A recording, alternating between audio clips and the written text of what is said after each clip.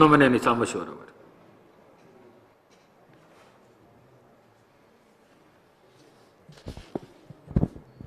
Thank you sir. Sir రెండింటికి సంబంధించి మాట్లాడేసేస్తాను. భట్టి గారు, ముందుగా ప్రభుత్వానికి అభినందనలు. అందశ్రీ గారు లాంటి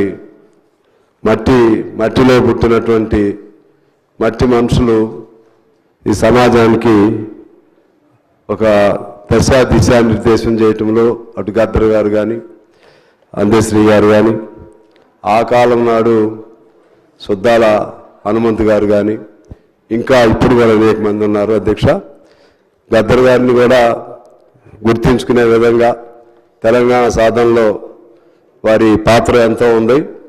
గుర్తించే విధంగా నంది అవార్డుల స్థానంలో గద్దర్ గారి పేరుతో అవార్డులను ప్రకటించడం ఆ రోజు మంచి పని చేసింది గవర్నమెంట్. అదే సందర్భంలో అభినందనలు తెలిపాం. ఇప్పుడు కూడా మరొకసారి గుర్తు చేస్తూ వారికి అభినందనలు.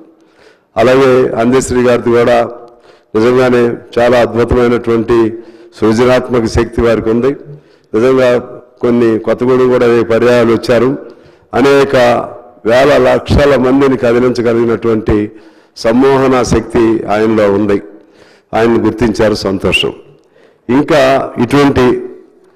ఎంతమంది ఉన్నారో అందరిని ఒకసారి మీరు గుర్తించబోయి ముందు వాళ్ళు ఐడెంటిఫై చేసి వారికి ఏదో ఒక పద్ధతిలో మన తెలంగాణ ప్రభుత్వం నుంచి వాళ్ళ సేవలకు ఏదో పద్ధతిలో కొన్ని మనం దేశ స్థాయిలో పద్మశ్రీలు లేకపోతే పద్మవిభూషణలు ఇటువంటి ఇస్తూ ఉంటాం.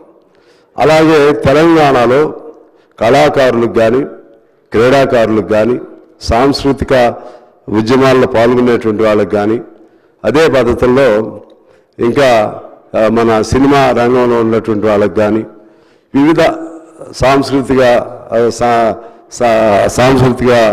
పరంగా సేవలు చేసే వాళ్ళని గుర్తించి వాళ్ళని కూడా same in the lines of the all India policy Telangana పేరుతో ఒక అవార్డు సంవత్సరానికి 4 5 ఆ విధంగా మంజూరు చేస్తే అది పెద్ద ఖర్చు కూడా కాదు. కానీ వాళ్ళకు సంతోషం ఉంటుంది, మరింత ప్రోత్సాహం ఉంటుంది. అందువలన నా భట్టి గారు వెళ్ళలేదనుకుంటాను. తెలంగాణలో కూడా మనం ఇటువంటి వాళ్ళని గుర్తించి ప్రతి సంవత్సరం ఏదో ఒక వాళ్ళకు ఒక పద్మశ్రీ లాంటిది తెలంగాణ స్థాయిలోది ఏర్పాటు చేస్తే బాగుంటుంది సార్. అదేవిధంగా ఈ పేద కళాకారులకి ఆర్థికంగా అప్పుడు టీఆర్ఎస్ ప్రభుత్వం కొంతమందికి అవకాశం కల్పించింది.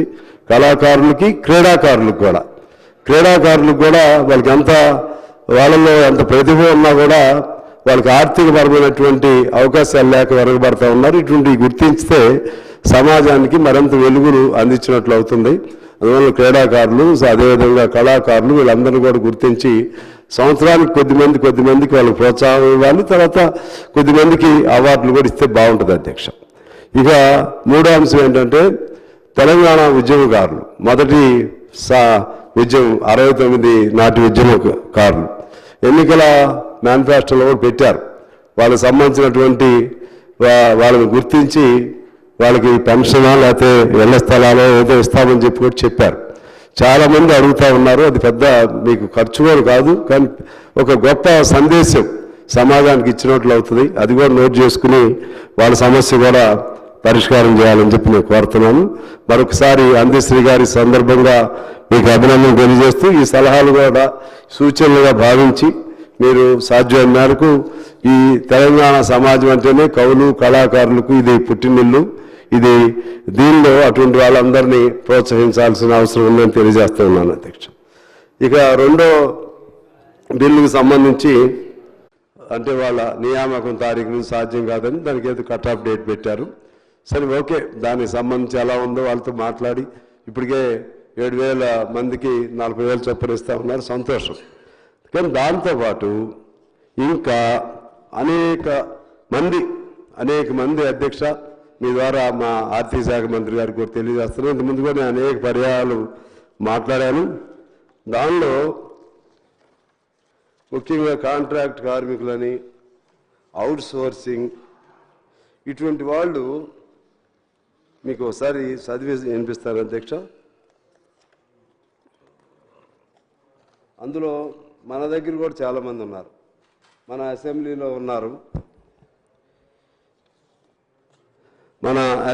ఉన్నారు, అలాగే మన సెక్రటేరియట్లో ఉన్నారు, కోర్ట్స్లో ఉన్నారు.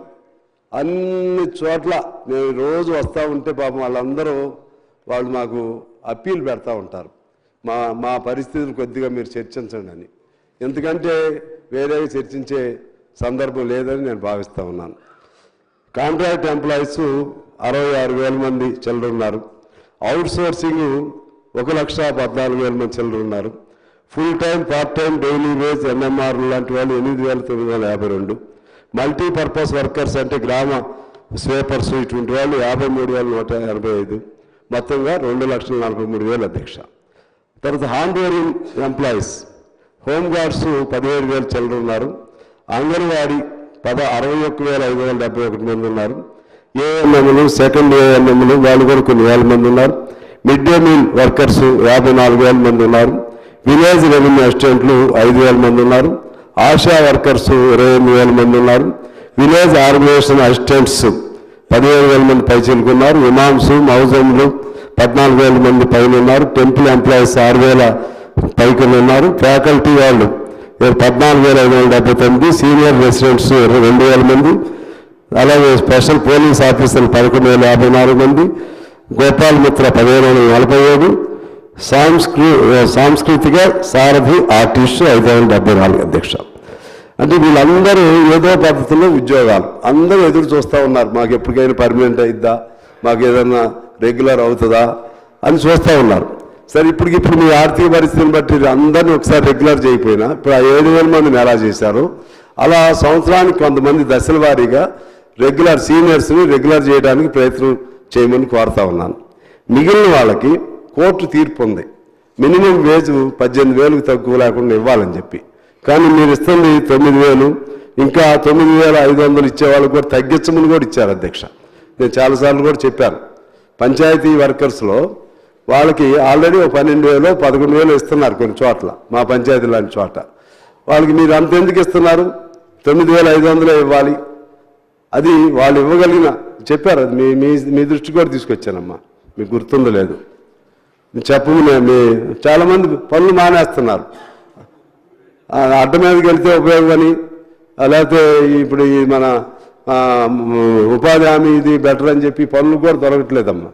మీరు ఒకసారి ఆలోచన చేయండి, తెలుసుకొని మీకు కావాలంటే ఎక్కడెక్కడ తగ్గించారో కూడా మీకు మీ దృష్టికి ఆల్రెడీ ఇచ్చాను, మళ్ళీ ఇస్తాను. ఈ విధంగా వీళ్ళకి సంబంధించి కూడా ఏదైనా సరే వాళ్ళు కూడా అదే పని చేస్తున్నారు అధ్యక్ష. రోజుకి 8 గంటలు కాదు 10 గంటలు కూడా పనిచేస్తూ ఉన్నారు. అందరూ మినిమం 9,000, అందులో అవుట్సోర్సింగ్ ఏజెన్సీల పేరుతో వీళ్ళకి ఇచ్చే ఆ తక్కువ జీతాల్లో కూడా మళ్ళీ వాళ్ళ కమిషన్ వాళ్ళు తీసుకుంటున్నారు. కాంట్రాక్ట్ కార్మికుల దగ్గర వాళ్ళ కమిషన్లు ఎవరు నియామకం చేసిన వాళ్ళు కూడా డబ్బులు తీసుకుంటున్నారు. ఇటువంటి వాళ్ళు ఇంక నేను మీకు టైం లేక చదవట్లేదు. ఈ శ్రమ డేటా ఒకటి ఉంది, తర్వాత బీఓసీ అంటే భవన నిర్మాణ కార్మికులు, వ్యవసాయ కార్మికులు, ఇలా దాదాపు 1,00,00,000 మందికి పైన 1,00,00,000-1,50,000 మంది ఉన్నారు. అసలు వాళ్ళ భవిష్యత్తు ఏంటి అనేది ఒక దృక్పథం మీరు ఆలోచన చేసి మీరు ఇవ్వగలిగితే కనీసం మన సుప్రీంకోర్టు ఇచ్చిన ఆదేశాల ప్రకారం మినిమం వేజ్ అని ఇవ్వండి. లేదనుకుంటే దశల వారీగా అది మినిమం వేజ్ ఇస్తూ దశల వారీగా కొద్ది మందినైనా రెగ్యులర్ చేయడానికి ప్రయత్నం చేయండి. అదేవిధంగా మీ పరిధిలో లేనటువంటి అసంఘటిత రంగంలో ఉన్నటువంటి వాళ్ళకి కూడా పిఎఫ్ఓ ఏదో సిస్టమ్ పెట్టి వాళ్ళకి 60 ఏళ్ళు దాటిన వాళ్ళకి ఒక పెన్షన్ సౌకర్యం వచ్చే విధంగా ప్రయత్నం చేయండి. ఇటువంటి చేస్తే మనం రైతాంగం మీద ఆలోచన చేస్తున్నాం, సంతోషం. రైతాంగం కంటే కూడా ఎక్కువ శ్రమైక జీవులు ఉన్నటువంటి రంగాలు ఇవి. దీనిపైన మీరు ఫోకస్ పెట్టకుండా ఈ సమస్యను అడ్రస్ చేయకపోతే పూర్తి స్థాయిగా ఈ ప్రభుత్వం న్యాయం చేయలేదనేది నా భావన అధ్యక్ష. మీ ద్వారా వారికి తెలియజేస్తున్నాను. దానిపైన క్లియర్గా భట్టి గారు ఆర్థిక శాఖ మంత్రిగా సమాధానం ఇవ్వాలని చెప్పి నేను కోరుతా ఉన్నాను.